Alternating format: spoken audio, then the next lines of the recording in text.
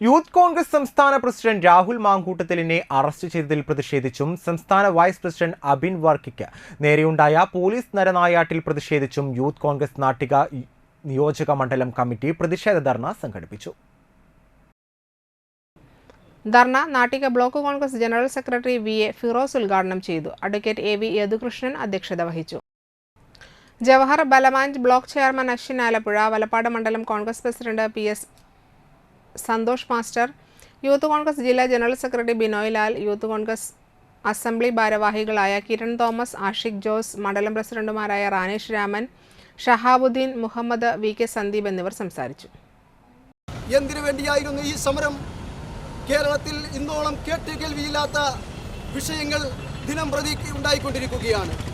നമ്മുടെ സംസ്ഥാനത്ത് മുഖ്യമന്ത്രി നേതൃത്വം കൊടുക്കുന്ന സ്വർണ്ണ കള്ളക്കടത്ത് സംഘം കഴിഞ്ഞ കുറേ കാലങ്ങളായിട്ട് സജീവമാണ് എന്ന് നമുക്കറിയാം.